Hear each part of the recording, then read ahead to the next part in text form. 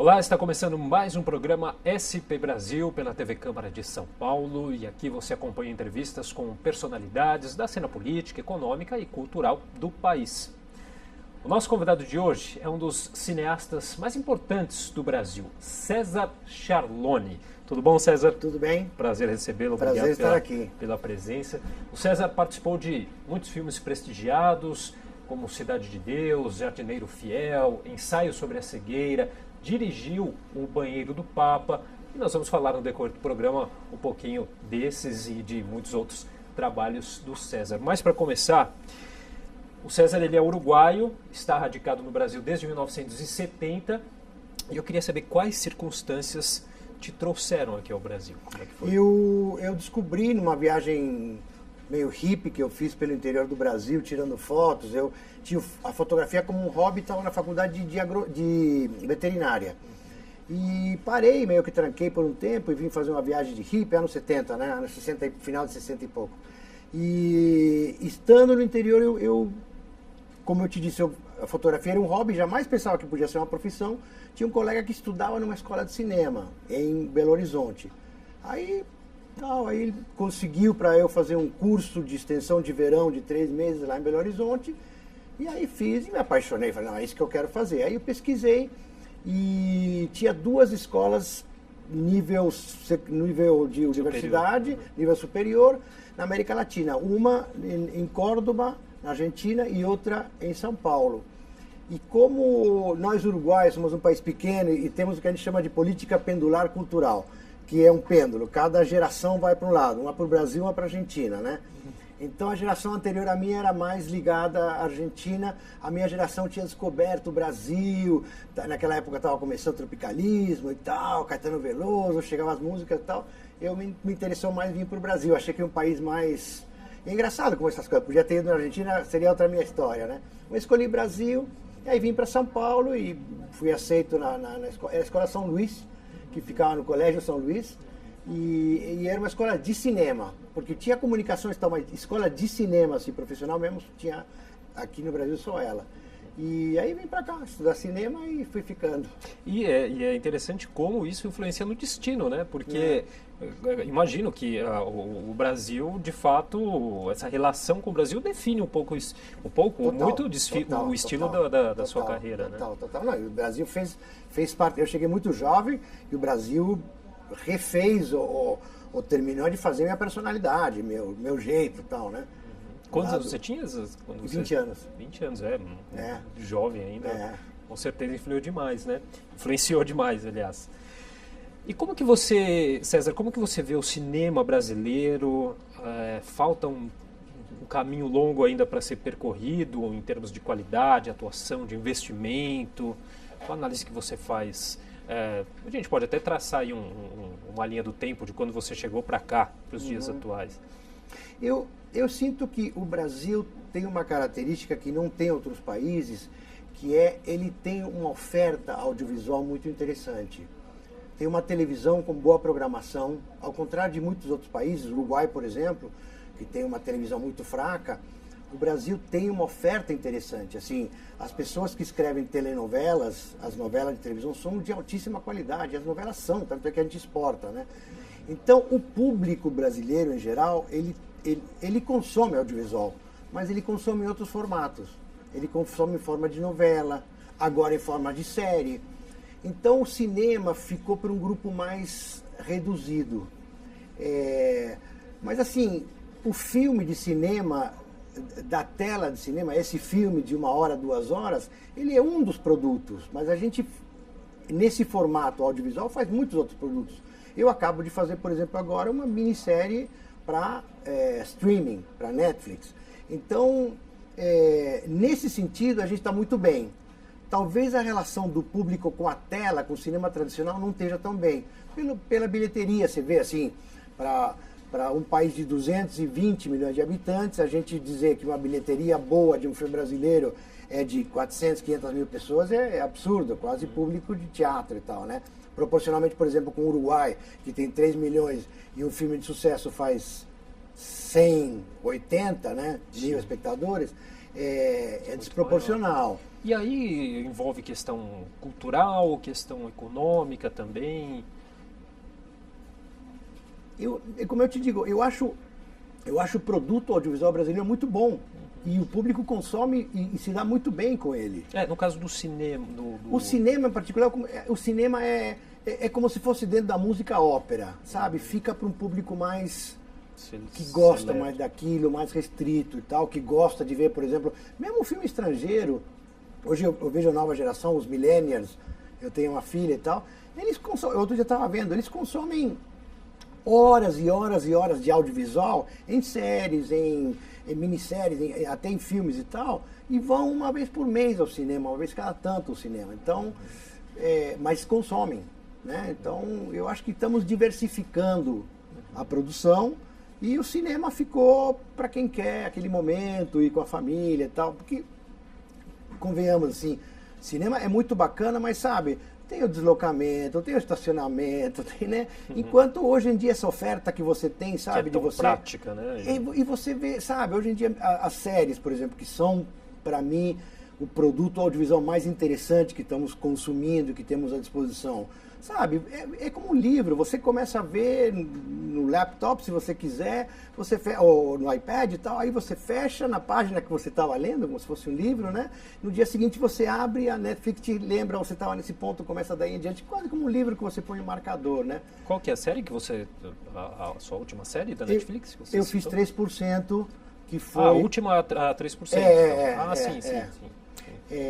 Fizemos o ano passado. Agora está sendo feita a segunda temporada, mas eu preferi fazer só a primeira, que tinha esse desafio de ser a primeira e partir para outra. Mas eu acho... Eu vou fazer um trabalho para a Netflix, inclusive, mas é um filme.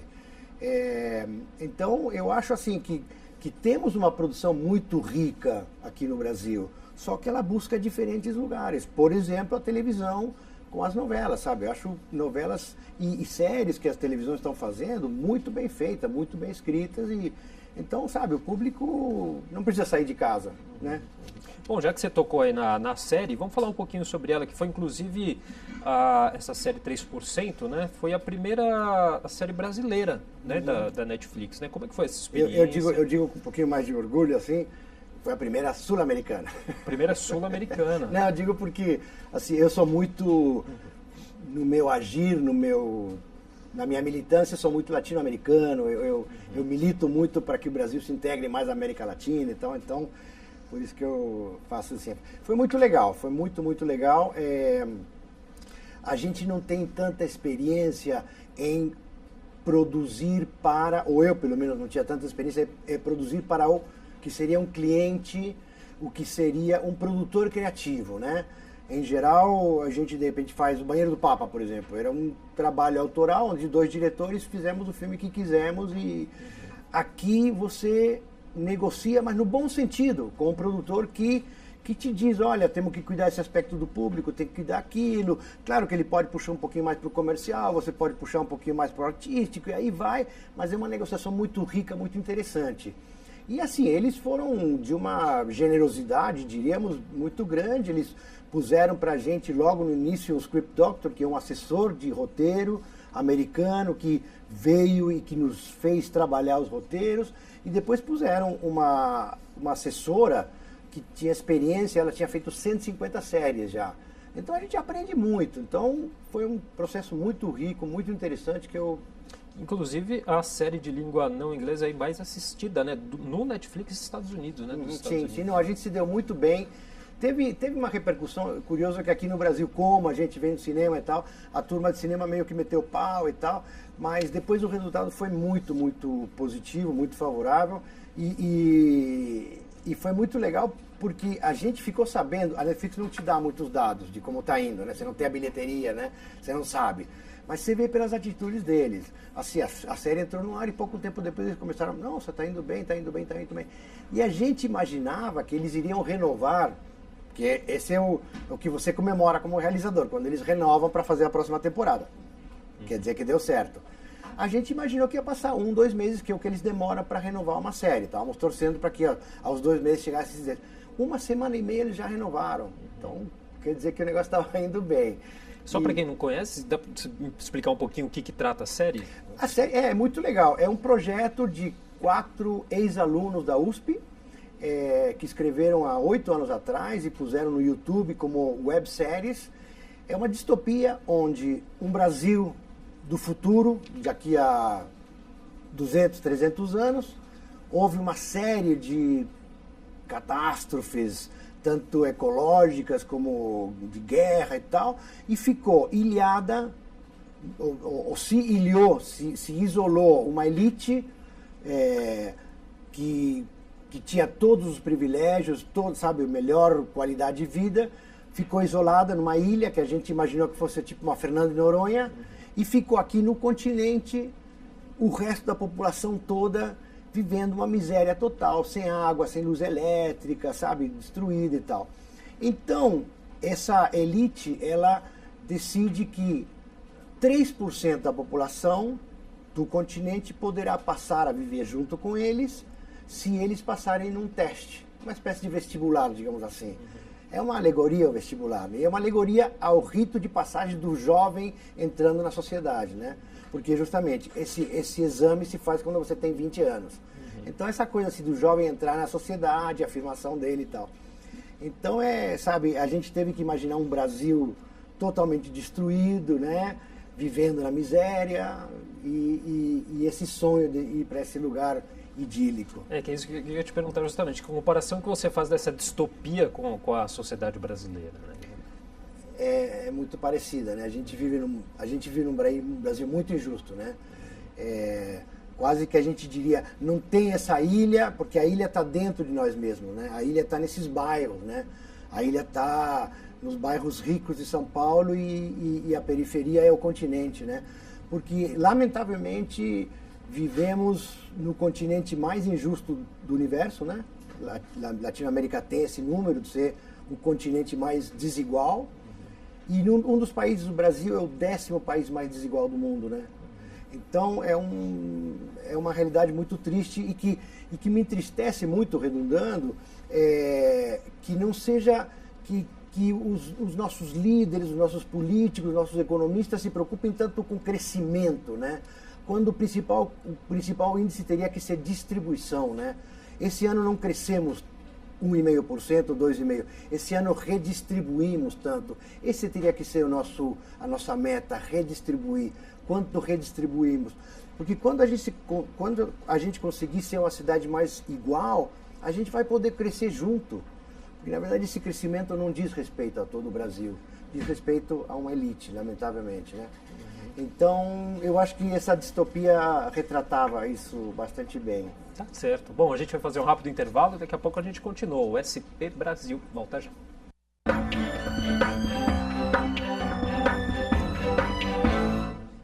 Estamos de volta com o programa SP Brasil pela TV Câmara de São Paulo, que hoje recebe um dos cineastas mais importantes do Brasil, César Charlone. César, você já disse certa vez em uma entrevista que eu acompanhei que talvez a nossa pegada não seja muito essa coisa tão industrializada em relação ao cinema hollywoodiana. Por quê? Porque a gente é Brasil, né? Porque a gente é descontraído, porque a gente é solto, porque a gente tem o carnaval como festa nacional principal, porque a gente tem... Eu não gosto de falar pejorativamente, mas elogiosamente, o jeitinho brasileiro. O jeitinho brasileiro é uma alegria, uma descontração, uma improvisação, né? E isso nos permite ter essa soltura maior. Eu acho que separa um pouco do grande esquemão hollywoodiano, né? Acho que é meio por aí. O que não quer dizer limitar o... Não, pelo contrário. Eu acho que é natural, assim, a falta de recursos te estimula a você inventar, criar, né? Eu tenho um episódio, eu dou aula numa escola em Cuba e eu tive uma aluna canadense, excelente aluna e tal. Ela se formou, eu encontrei com ela um ano depois de graduada e aí ela me contou que ela estava com vontade de vir trabalhar na América Latina. Eu falei, por quê? Né? Em Canadá você tem tudo, porque Canadá é inclusive um dos países que mais apoia cinema, tem super instituto e tal. E ele falou, porque o recurso é tanto que eu fico limitada. Estimula. Não, fico limitada. Eu acho que o limite, de novo, te estimula a você criar. A falta de uma coisa. Eu lembro, assim, episódios meus pessoais, onde eu, de repente, perdi, eu não tive uma coisa, e o que eu bolei para substituir isso era muito melhor que se eu tivesse tido. Sabe aquela coisa de... Então, eu acho que é um pouco por aí. Eu acho que a limitação nos leva a improvisar. A improvisação, às vezes, traz coisas muito favoráveis, muito positivas. Uhum. E a comparação que muitas vezes é feita entre produções entre Brasil e o nosso vizinho aqui, a Argentina, né? Você acha que é justa? Acho que são duas cinematografias latino-americanas que contam suas realidades. A Argentina, talvez, por ser um país mais homogêneo, tem uma criação mais homogênea. O Brasil tem, sabe, tem o gaúcho no sul, tem o pernambucano, sabe, tem diferentes culturas. O Brasil é um continente com muita cultura. Eu brinco que é muito mais parecido um uruguaio a um equatoriano que um gaúcho a um pernambucano, sabe? A gente, mesmo que vários países na América Hispana, se parece mais que o Brasil, que é tão rico em culturas aqui, né? Uhum. Então, isso é a Argentina é mais homogêneo, tem uma problemática mais classe média, mas o Brasil tem, sabe, tem o Nordeste, tem o interior, tem o sertão, tem diferente. Então, tem uma cinematografia mais heterogênea. Eu acho que a Argentina conseguiu desenvolver uma narrativa de ficção muito interessante, muito irônica e tal. O Brasil tem, para concorrer com isso, um trabalho de documentário muito interessante. Não é em vão que, um tempo atrás, se reuniram os curadores dos principais festivais de cinema da América Latina e escolheram os 10 melhores filmes dos últimos 20 anos. E o filme que representava o Brasil era um documentário, que é o Santiago do João Salles. Então, você vê, e outros países não tinham documentário, tinham ficções, né? Então, você também tem, na sua carreira, experiências com documentário. Eu gosto muito, eu brinco que se eu pudesse ter sobrevivido fazendo documentário, eu teria feito. Acho o documentário muito mais divertido, porque o documentário você sai para filmar sem saber o que você vai encontrar e tal. Quando ficção, o bonito é a preparação. Depois, quando você vai filmar, já está tudo previsto, que você vai filmar esse plano é mais burocrático, né? Então eu gosto do documentário, que o documentário você está filmando uma coisa aqui, mas de repente acontece uma coisa lá que é muito mais interessante e você tomar a decisão certa. Tem mais adrenalina, é mais estimulante. E o documentário, sabe, de repente você tem 15 coisas acontecendo e na coisa que você escolher está a sua decisão do que você está contando, né? E de repente você errou porque isso aqui era mais importante e tal. Então eu gosto muito do documentário por isso. Acho que ele... E você disse que leciona em Cuba? Como que é essa relação? Você mora aqui em São Paulo? Sim, um tempo atrás, em 1985, o Garcia Marques e o pessoal do núcleo do novo cinema latino-americano, que era um pessoal ligado ao cinema novo no Brasil e a outras cinematografias no continente, que estavam juntos como um grupo de criação de cinema independente, militante, um pouco mais na linha de esquerda, progressista e tal, decidiram fundar uma escola em Cuba. E era uma escola internacional, era a escola em Cuba, mas internacional. E a primeira geração recebeu 5 candidatos de cada país. 5 do Equador, 5 da Costa Rica, 5 do Brasil e tal. E assim ficou. E eu fui convidado para ser um dos maestros fundadores. Eu fui o primeiro chefe de cátedra de fotografia da escola e fiquei ligado à escola. Então, a escola me convoca de tanto em tanto para dar um curso. Agora, trabalho e tal, eu consigo dar, de repente, um curso de um mês, ou vou, por exemplo, para avaliação se diz em português? Evaluação. A prova. A apresentação final dos trabalhos. Eu misturo, às vezes, espanhol. Eu moro aqui há 80 anos, mas misturo a palavra em espanhol achando que eu estou falando português. Não, mas está correto. Então, o trabalho, os TCCs deles, o trabalho de formação de conclusão, convidam a gente vai lá e é uma aula final, onde a gente fala sobre o trabalho e faz uma crítica construtiva e tal. Ô César, o premiado longa Cidade de Deus, né, de 2002, chegou a lhe render uma indicação para o Oscar, né? Com a direção de fotografia. Você imaginava toda essa repercussão? Não, o que isso mudou foi na sua um carreira? Tsunami positivo na vida dos 4 que fomos indicados. O Fernando Meirelles à cabeça, diretor e produtor do filme, o Braulio Mantovani, o escritor, o Daniel Rezende, montador, e eu, fotógrafo. Antes do Oscar já tinha acontecido que o filme caiu muito bem na comunidade cinematográfica mundial, por assim dizer. Então, antes do Oscar, eu já fui convidado a trabalhar fora, tal. Quer dizer, o que mudou minha vida foi a projeção do Cidade de Deus. Mais que o Oscar, foi a projeção que o Cidade de Deus teve. Porque, assim, por exemplo, esse filme que eu fui chamado pelo Tony Scott para fazer, o Tony Scott andava pela produtora dele, me contaram, não vi, com a fita do Cidade de Deus embaixo do braço, e qualquer pessoa que vem ver esse negócio que os caras fizeram lá no Brasil. Estava orgulhoso. E o Chamas da Vingança, que foi o filme que ele me chamou, ele queria levar todo Cidade de Deus, queria levar o montador, levou atores daqui que de fato estão no filme. Ele queria fazer o Cidade de Deus 2 lá no Chamas da Vingança, né? Então isso, sabe, depois o Spike Lee também, que gostou muito do filme, me chamou para trabalhar com ele. Então foi uma coisa que foi... E daí em diante a gente começou a trabalhar fora e ser chamado para trabalhar fora. E aí teve também falando aqui numa produção feita no Rio de Janeiro, o filme... Rio Eu Te Amo. Rio Eu Te Amo. Perdi aqui um pouquinho, mas eu achei Rio Eu Te Amo, que é de 2014, né? Que você também foi dos diretores, né? Isso foi um convite que fizeram ao Fernando, e o Fernando muito generosamente me chamou para fazer parceria com ele. Mas é isso também, pela projeção que o Fernando teve a partir do Cidade de Deus. O Fernando se tornou um cineasta do mundo, né? Então, e como que é a sua relação com a cidade, com o Rio de Janeiro? É engraçado, porque eu vim para o Brasil estudar cinema em São Paulo. Morei 4 anos aqui, mas quando saí da escola de cinema, eu estava fazendo estágio numa produtora que tinha aqui, que era o Primo Carbonari, que era uma produtora muito sui generis, que fazia Jornal da Tela. E aí um jovem do Rio de Janeiro, que tinha uma produtora, me viu lá junto com meu amigo, com outro colega de escola que estávamos trabalhando lá, e nos ofereceu ir trabalhar no Rio de Janeiro.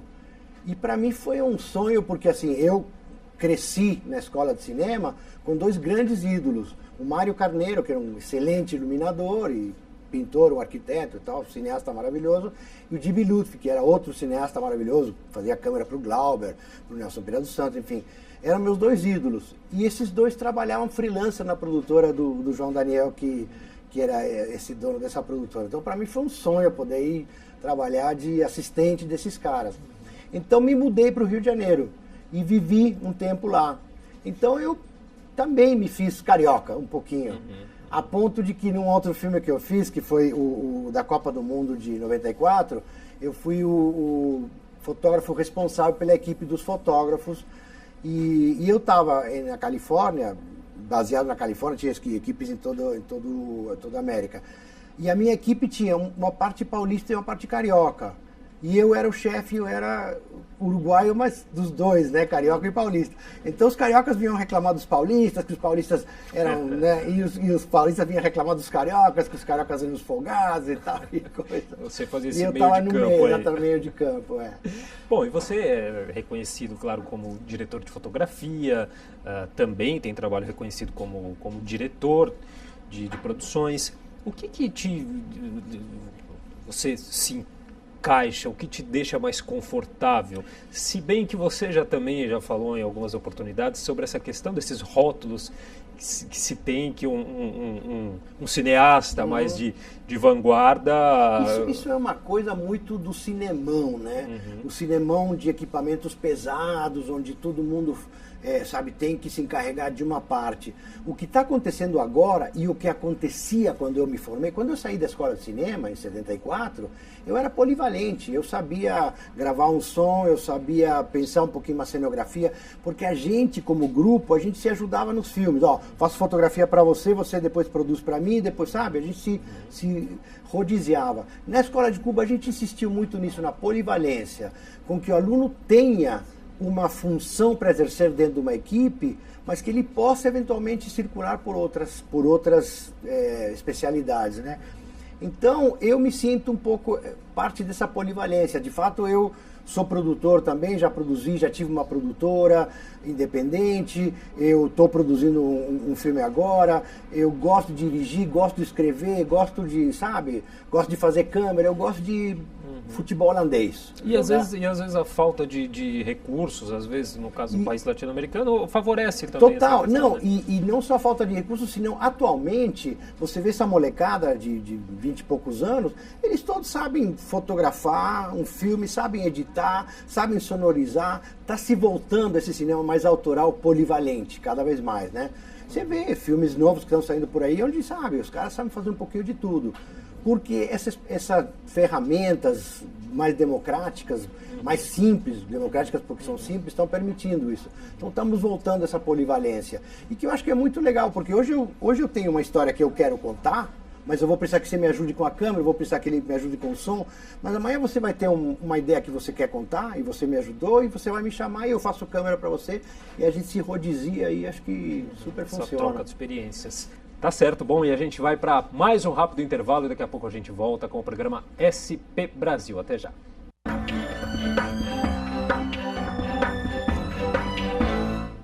Estamos de volta com o programa SP Brasil pela TV Câmara de São Paulo. E o nosso convidado de hoje é um dos cineastas mais importantes do Brasil, César Ciarloni.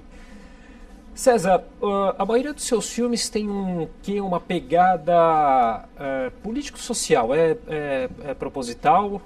Você se interessa mais por esses temas?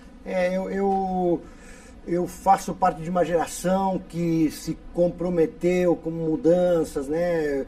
You want to make a revolution, né? Cantavam os Beatles e tal, e a gente queria mudar o mundo. Não mudou nada, mas ficou essa semente de você sentir que você quer que sirva para alguma coisa, né? Então, assim, quando eu sempre digo o típico exemplo, quando o despertador toca às 5 da manhã, que é dureza acordar às 5 para ir filmar 12 horas em pé, no set, às vezes com calor, você tem que estar estimulado não só pelo pagamento, como por alguma coisa que te diga, pô, vale a pena. Então eu tenho escolhido sempre coisas que sirvam para alguma coisa. Então quando eu faço Cidade de Deus e um coronel publica um editorial na Folha de São Paulo dizendo que ainda bem que esse filme foi feito para que a classe média perceba o que ela faz quando ela está consumindo drogas e tal, eu digo, nossa, que bom, né? Quando de repente eu fico sabendo que a Hillary Clinton foi assistir uma projeção para formadores de opinião em Nova York, um amigo meu que estava lá ouviu ela falar, nossa, que interessante, foi assistir o Jardineiro Fiel, e ela falou, nossa, que interessante esse assunto das empresas químicas, farmacêuticas, temos que investigar sobre isso e a gente põe isso na campanha porque não podem, sabe, assim, poxa, servir para alguma coisa. Né? Então acho que isso te estimula, sabe? Tudo bem, eu posso fazer uma comédia, mas para que serviu a comédia? Para o cara se divertir, comer pipoca? Tem outros caras que vão fazer melhor do que eu. E eu tenho essa motivação. Não sou um político, não sou né, mas não, de mexer, de cutucar, de fazer alguma coisa que sirva para algo. E esse trabalho, muitas vezes penoso, aí, que leva horas a fio de trabalho, você gosta, quando está na direção de um trabalho desse trabalho corpo a corpo, do lado do ator, dirigindo ali o trabalho da câmera também, né? Como eu te digo, eu venho de um cinema da escola que éramos muito poucos, fazíamos tudo, sabe? Então, a gente carregava o equipamento, dirigia o carro. Até hoje eu fiz, sabe? No Banheiro do Papa era, sabe, eu na minha van, com minha câmera, com outro diretor do lado. Eu gosto dessa coisa mais artesanal. Como é que foi, então? Fala um pouquinho do Banheiro do Papa, que foi um trabalho dirigido por você, de muita repercussão. O Banheiro do Papa tinha essa história fantástica de que o Papa veio visitar essa cidade mínima no Uruguai, que ninguém sabe por que ele escolheu, acho que deve ter sido a dedo, assim, uma cidade de 50 mil habitantes, ele escolheu visitar lá e a cidade se transformou, uma cidade muito pobre, muito miserável, se transformou acreditando que ia sair da miséria vendendo coisa para brasileiro, né? Que ia vir atravessar a fronteira. Foi um trabalho delicioso, porque foi o meu primeiro trabalho no Uruguai, então me encontrar com o cinema uruguaio que estava nascendo, que agora está bastante instituído como cinema latino-americano e tal. Então foi uma delícia, foi um trabalho muito bom. eu tive a sorte de levar meu lado paulista para lá, porque o Cris Durvor, que é o preparador de elenco que eu tinha conhecido fazendo Cidade de Deus, foi comigo e preparou o elenco. Eu trouxe para montar aqui em São Paulo, então todos os finalizadores são paulistas, desde o montador, Gustavo Gianni, que, sabe, nem conhecia o Uruguai, mas interpretou muito bem. A minha preocupação, quando eu entrei, era universalizar o filme, né? Para que ele não fosse um filme uruguaio para uruguaios, para que ele tivesse uma pegada mais internacional, que fosse compreendido internacionalmente. Então, por isso que essa trazida para cá foi importante. Eu tive o apoio da O2, que era a produtora do Fernando Meirelles, onde eu trabalhava, e a O2 virou coprodutora do filme e tal, então ele teve esse lançamento, ganhou a Mostra de São Paulo e tal, e teve essa projeção graças ao toque paulista.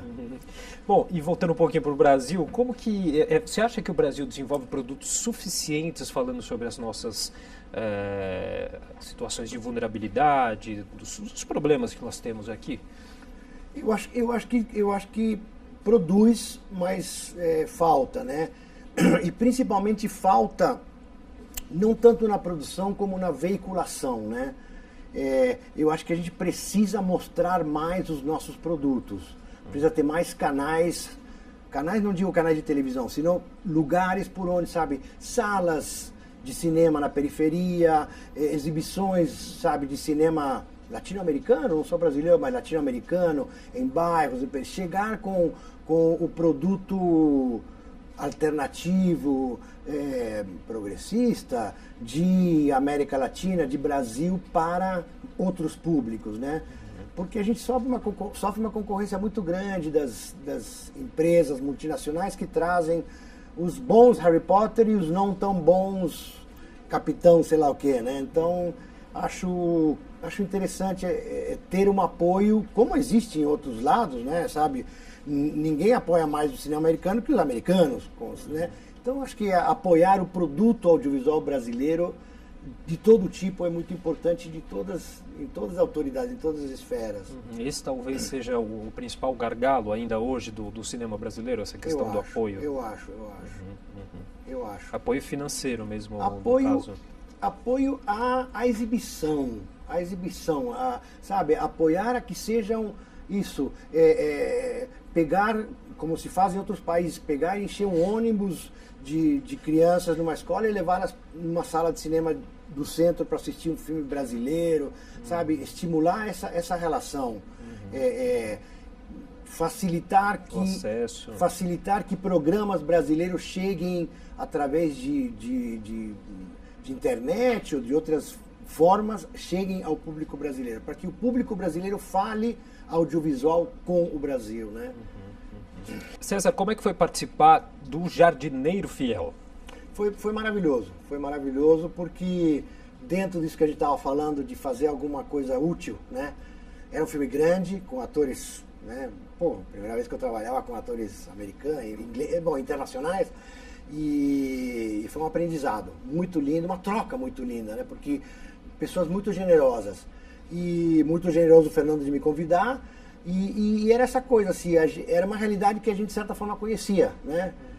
A favela, né? O povo humilde que tem dificuldades, e o abuso das multinacionais, dos fármacos, né?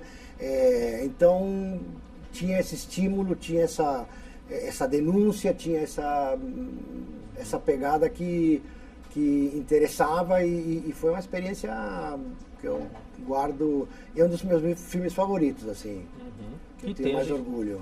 E a gente tem também um ensaio sobre a cegueira, né? Também um filme também bem conceituado aí, né? Que a gente pode falar sobre ele. Olha, foi um trabalho belíssimo, e além do que eu tive a felicidade de estar como fotógrafo nesse filme, que é um filme que fala da visão, do visual, que é a fotografia, né? A fotografia é a visão. Então era poder entrar no universo do olho e da imagem, e da abstração da imagem, e poder brincar com ela. Então foi um deleite. E Saramago dá uma colher de chá muito grande no livro, porque ele descreve muito bem, né? Então você se envolve nessa criação apoiado por um monstro sagrado como Saramago. Bom, a gente estava falando aqui antes da entrevista também, uma série, ainda voltando para essa questão Rio-São Paulo, uma série Destino São Paulo, Destino Rio de Janeiro. Uhum. Como é que é? Conta um pouquinho pra gente. O Fábio Mendonça, um dos diretores da O2, bolou, e a HBO, a HBO comprou a ideia de fazer uma série com as cidades brasileiras chamada Destino X. Então a primeira foi Destino São Paulo. Então conta histórias de São Paulo, histórias que não tem a ver com a cidade somente. A cidade é o pano de fundo, mas sendo um pano de fundo é um retrato muito bonito, porque conta, sabe, por exemplo, em São Paulo o assunto da imigração. Então tinha um episódio sobre coreanos, um episódio sobre argentinos, um episódio sobre bolivianos.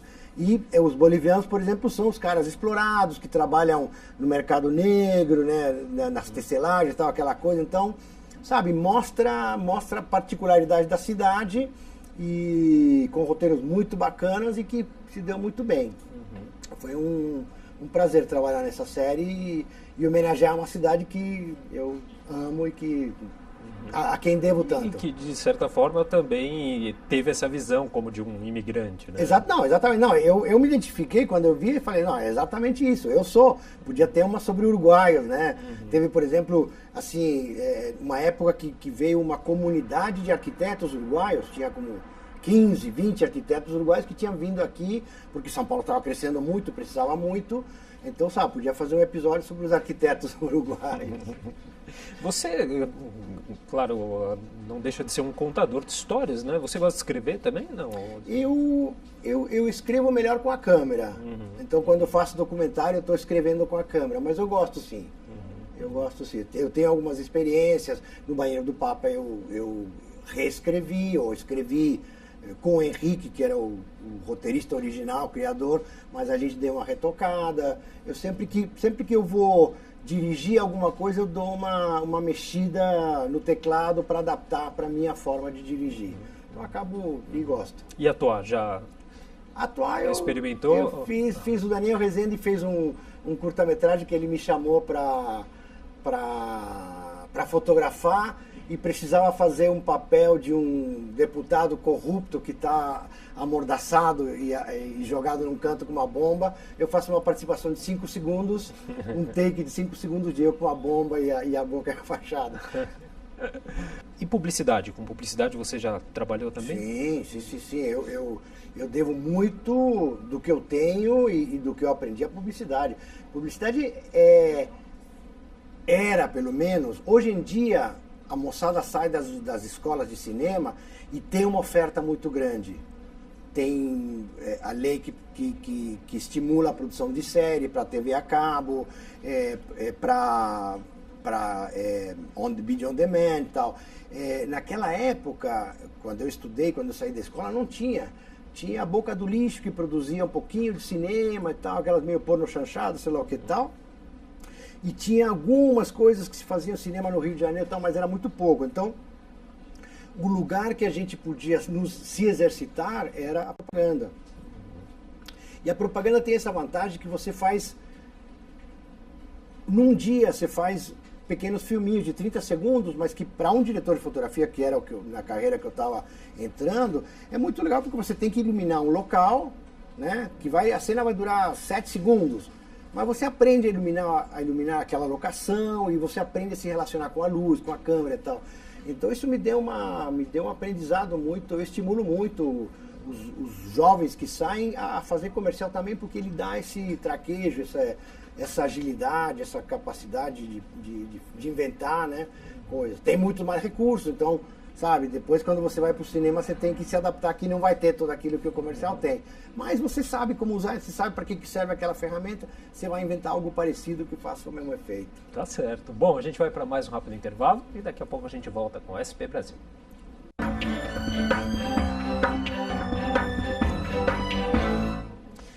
Voltamos com o programa SP Brasil pela TV Câmara de São Paulo, que hoje recebe o cineasta, um dos cineastas mais importantes do Brasil, o César Charlone. César, você agora está produzindo um documentário sobre o impeachment da ex-presidente Dilma Rousseff e também um um documentário sobre o ex-prefeito Fernando Haddad, é isso? Isso. Como que tem sido essa produção desses documentários? O Fernando Haddad, a gente, por ideia de um amigo meu, eu entrei para apoiar ele, achamos interessante pelo que significava o que a gente chamava do último bastião da esquerda importante, né? Assim, a prefeitura de São Paulo, num período que começa por volta do ano 2000, quando surgem os governos progressistas em toda a América Latina e tal, né? Então a prefeitura de São Paulo significava um pouco isso. Então a gente pegou o final do governo dele, a campanha à reeleição e tal, mas principalmente o final do governo, um pouco as internas lá do que seria esse fechamento do período de governo do Haddad e a retomada dele depois, para onde vai. Então a gente está seguindo ele, acompanhando ele como um projeto mais a longo prazo, né? Já tem data para... Não, a gente está acompanhando, também vendo, sabe, se ele for ser candidato a alguma coisa, vai fazer parte do filme dessa forma, entendeu? Estamos vendo, seguindo por onde ele vai. Isso é um. Da presidenta Dilma foi quando surgiu a coisa do impeachment da presidenta, eu que filmei o nascimento do PT, que acompanhei bastante isso de perto, me interessava muito estar envolvido. Tive a sorte de ser chamado pela Lopoliti, que estava propondo um filme com ela e com a Ana Muylaer para fazer parte do grupo com elas. Então entrei também. E a gente entrou como sócio do filme, né? Que a gente não tinha financiamento, então pusemos nós como... A turma até falou, financiado pelo PT, não, era a gente mesmo, a nossa graninha, que a gente pôs lá, nosso trabalho, fomos lá fazer, porque a gente achava que era interessante retratar esse fechamento desse período e o que ele significava e o que ele vai significar historicamente para o Brasil. A gente daqui a uns anos vê esse filme e entender o que foi aquele processo. É um projeto também aí em andamento. Esse está mais pronto, porque já está feito, o Haddad a gente está filmando ainda. O da Dilma a gente terminou de filmar, já está montado um grosso, estamos ajustando a montagem e caminhando para a finalização. E esse período que a gente vive de ânimos mais exaltados com relação à política, como que isso interfere na produção de um tipo de documentário como esse? Dificulta, facilita? Não, facilita porque estimula muito tudo que está acontecendo, estimula a pensar e a criar em função, né? Eu lembro, por exemplo, quando eu estava filmando o projeto da Dilma, que eu estava baseado lá no Palácio da Alvorada. Eu tinha alugado um mini apartamento e a Lô, que estava comigo, ela estava no hotel, a gente estava atravessando a rua, mas estávamos a metros do palácio. Então, a nossa rotina era todo dia de manhã ir lá para o palácio, meio que quase que bater cartão e ficar lá no palácio acompanhando o acontecer dentro do palácio, né? E para mim, o momento talvez mais enriquecedor era voltar de noite para casa, acender as notícias e ver o que tinha acontecido no Brasil, e aquilo me estimulava para no dia seguinte ver o que eu procurava e por que caminho que eu ia e tal. Então eu acho que é muito enriquecedor estar. Assim, um dos filmes que mais me marcou assim, como referência é um filme do Patrício Guzmán que chama A Batalha do Chile, que ele filmou desde que se antevê o golpe militar que vai ter contra ele e a ascensão do Pinochet. Ele começa a filmar as articulações dos golpistas e a resistência dos trabalhadores e tudo isso, e ele vai filmando tudo isso e tem essa urgência, né? Tem esse acontecer urgente. Comigo acontecia a mesma coisa, assim, a gente estava vendo acontecer e estava filmando o acontecimento, então era muito rico isso. Em tempos que 24 horas a gente vive, às vezes, muitas mudanças, você acha que nessa questão de documentário, no caso do documentário da ex-presidente Dilma, nós já temos esse distanciamento necessário para ter um documentário como esse, enfim? Não, temos um distanciamento para ver um documentário, não sei se temos um distanciamento para entender o momento totalmente, né? Talvez isso precise de um tempo. A gente pretende, com esse documentário, estimular essa reflexão a entender esse momento. Ou seja, é uma retomada. Quem assistir retoma o momento e entenderá melhor do que quando estava vivendo na época. Porque está condensado no momento, porque tem a interna, porque tem um monte de coisas, né? Mas com certeza, talvez os nossos netos desfrutem mais dele do que nós que estamos, né, que consigam ver e entender, né, como a gente desfruta um filme da Segunda Guerra Mundial, né, sem comparar, sem dizer que é uma guerra, mas entendendo que a distância te permite desfrutar melhor porque você entende melhor, né? Ideologias políticas separaram profissionalmente você e o Fernando Meirelles, correto? A gente estava num momento bem radicalizado. Eu não estava trabalhando para Dilma, mas eu apoiava a reeleição de um governo do PT, principalmente, e o Fernando estava envolvido com a campanha da Marina e tal, e a gente sentiu que estava em caminhos diferentes. Mas também eu tinha trabalhado um bom tempo lá, então senti que eu estava precisando novos ares e mudar, e sair da produtora, e aí teve a imprensa que publicou e tal, mas a gente naquela mesma época se escreveu e-mails muito afetuosos, e Fernando é um grande amigo, um grande parceiro, e a gente tem divergências, né, como dois amigos corintiano e palmeirense, saudável, né, que é saudável, que na hora do jogo vão se odiar, mas depois vão sair, vão beber juntos. Então, acho que... Tanto é que a gente está trabalhando junto agora de novo e está tudo muito Qual projeto? bem. A gente está fazendo um projeto para Netflix, de um longa-metragem, sobre o Papa. Sobre o Papa? Lá vou eu de novo com o Papa, mas agora é esse Papa argentino. Não é o polonês, senão o Papa argentino. Que legal. Dá para contar um pouquinho de como que é esse... Dá pouco, porque a Netflix é bem cuidadosa com... É uma história desse Papa interessante, que de fato, dos líderes religiosos mais interessantes que tem surgido nos últimos tempos, pela postura dele... Cativante, né? Cativante e tal, né? É um Papa argentino, querido. Cativou até os brasileiros? Para nós é um orgulho. Não, amigo dos brasileiros, muito carinhoso com ele e tal. E é uma figura super interessante que vale a pena ser retratada, né? É mais uma dessas histórias que vale a pena. Porque a história dele é bonita e tal, como ele se posicionou durante a ditadura e tal. Então, é um filme sobre ele. Legal. Tem uma data já também? A gente começa a filmar agora em breve. Eu acho que a Netflix deve lançar finais de 18 por aí. Não tenho exato, mas a gente vai filmar agora. Ainda sobre essa questão política, como que você analisa todo esse momento que a gente está vivendo? A gente sente um certo desânimo, cansaço na sociedade, mas a gente até conversava aqui a respeito disso um pouquinho antes também, e você me dizia que acha necessário os debates que estão em pauta. Eu não sei se desânimo.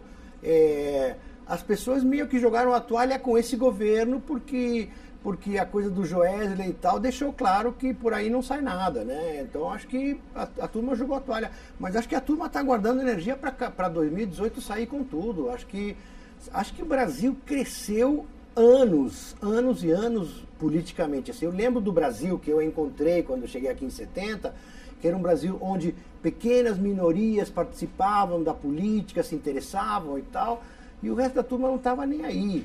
Hoje você conversa com todo mundo e todo mundo tem um ponto de vista, e todo mundo acha que fulano é ladrão, que fulano é ladrão, sei lá o que e tal, mas procura se inteirar mais. Eu acho que as redes sociais e tudo isso estão ajudando. A turma posta um videozinho, posta não sei o que e tal. Eu sinto a turma muito interessada e eu sinto que a turma está intocada para sair com tudo em 2018. Quando começarem a aparecer mais claramente os candidatos, você vai ver um povo brasileiro muito mais politizado, muito mais conscientizado e que não vai querer comprar gato por lebre, né? Então acho que... E a arte, de certa maneira, tem um papel importante nessa questão. Fundamental. Você vê, por exemplo, sabe, os exemplos americanos, o que os americanos se retratam, o que o americano conta de filme, sabe? Quando o assunto era a Guerra do Vietnã, tinha 500 filmes da Guerra do Vietnã, sabe? O tempo inteiro o americano está se retratando, está se discutindo, está se analisando, está trazendo para o público conhecer, né? Eu acho que a gente começou timidamente agora, sabe? Apareceu um filme sobre o Plano Real, vai aparecer outro sobre Lava Jato, sabe? Teve um filme no Lula, mas acho que precisamos ter mais, mas eu acho que isso porque agora o público está interessado. Antigamente se lançava um filme político e a turma não estava nem aí e tal.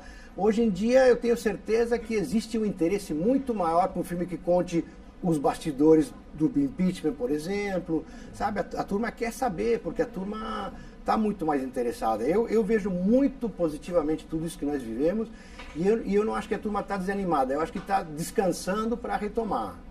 E vai retomar com tudo, vai ser divertido. Bom, César, a gente já está chegando aí no final da entrevista. Fala pra gente o que você está curtindo fazer assim profissionalmente nesse momento atual e mais algum projeto futuro aí que a gente acabou deixando de falar? Eu tô fazendo as coisas, o filme da Dilma que a gente está montando, estamos nesse processo de ver as montagens, de ver detalhes do filme. Estou preparando esse filme que eu vou fazer com o Fernando, da Netflix. Estou produzindo um filme sobre minha mãe, aí eu estou como produtor. A minha mãe é uma destacada militante dos direitos humanos, trabalhou durante as ditaduras na América Latina com refugiados, teve aqui em São Paulo, inclusive, muito ligada a Dom Paulo Evaristo Arnos e todo o trabalho de direitos humanos da Cúria Metropolitana e tal. Uma figura de destaque que eu achei como filho que precisava ser retratada, então me associei com outras pessoas e estamos produzindo um filme sobre ela. E estou trabalhando com os amigos em projetos de minissérie, escrevendo e tal, então, várias pontas por aí. Legal, trabalhando em várias frentes. César, foi um prazer conversar contigo. Meu. Muito obrigado, viu, Imagina, pela oportunidade. Prazer. E o programa SP Brasil de hoje vai ficando por aqui. Até uma próxima.